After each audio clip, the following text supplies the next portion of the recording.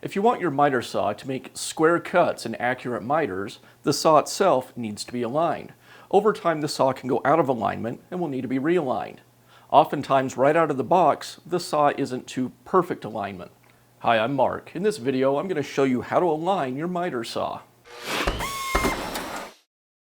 There's two major parts of the saw that we need to pay attention to.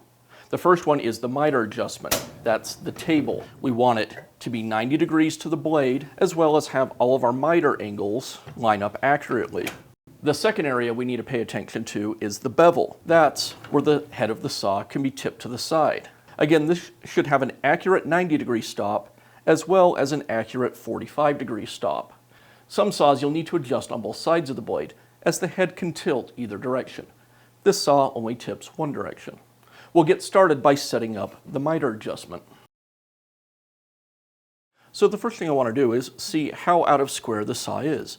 To do that, I like to use a small combination square. First, I'm going to set it up so I can measure a 90-degree angle. I'll place the ruler against the fence, lower down the blade, and bring the square up tight against the blade. And I see a small gap at the back of the blade, which tells me the fence is out of square. We'll need to adjust that. And that's the only one that we have to adjust, because all of the other angles are based off of the blade being 90 degrees to the fence. They're built into the base of the saw. On most saws, the way you set the blade 90 degrees to the fence is to adjust the fence itself. I'll rotate the saw around. On the back of the saw's fence, there's a series of bolts, and these bolts secure the fence to the saw's base. In some cases, you'll need to remove other parts of the saw in order to access the bolts that secure the fence. And that's the case here. This knob is in the way of this bolt. This is the knob that tightens down the adjustable fence. And now begin loosening the bolts. I don't need to take them all the way out. I just need them loose enough so that I'll be able to move the fence. I do this on both sides. This last bolt, I'm going to loosen it and then bring it back so it's just what I would call finger tight. I want enough tension here so I can pivot the fence off of this bolt without having the entire fence move around. Okay, with the fence loose, again I'll take the square, lower down the blade, and bring the square up to the blade. And what I'm going to do is adjust the fence, moving it back and forth, pivoting it off that bolt that I left somewhat tight until I have the blade and the fence perfectly square against my combination square. I'm making just small adjustments and checking as I go. And that looks good. I have no gaps between the square and the fence or the square and the blade. So with everything squared up, now I need to go back and tighten up the bolts that secure the fence to the base.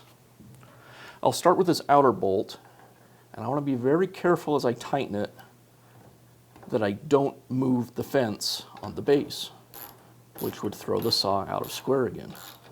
With that first bolt tight, I'll go and check with the square again, make sure nothing moved, and that still looks good. Sometimes this turns into trial and error where you need to go back and loosen that again and adjust it. As, like I say, sometimes when you adjust that bolt, it'll move the fence a little bit.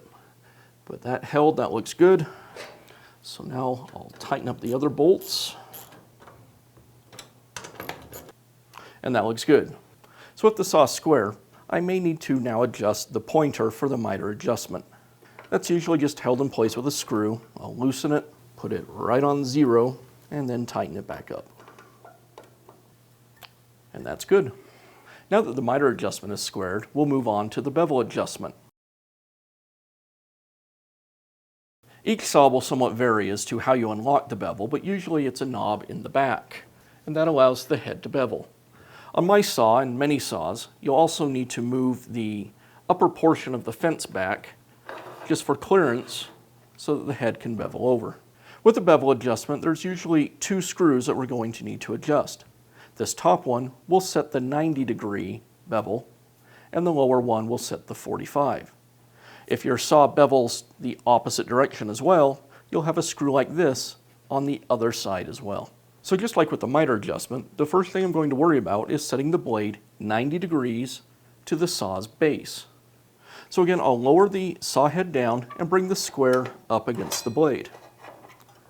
And here we can see that the saw is actually very out of square. I have a large gap at the top, and the square is touching the blade at the bottom. So I need to adjust the blade this direction, or bring the bevel out.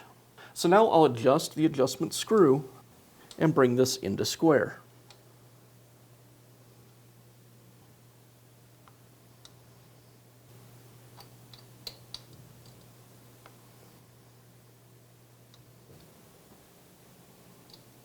And that looks good. Now we can move on to the 45-degree adjustment. Now I'll set the 45-degree bevel. For that, I'll take the ruler off of my combination square. Again, I'll place the square on the base, and now I'll tip the blade over so we can take a measurement. With the blade beveled over and the square against the blade, I can see at the base of the square I have a large gap. So I'll need to adjust that and bring it to 45 degrees.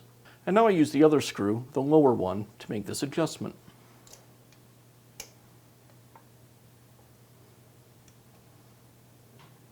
A little at a time, and check with the square.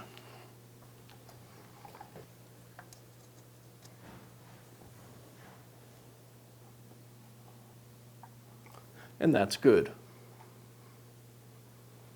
I'll bring the head back up to 90 degrees and lock it in place.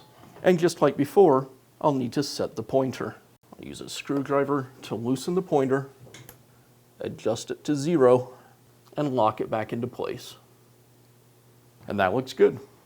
So as you can see, it only takes a few minutes to square up your miter saw and have it cutting better than it probably did when it was brand new.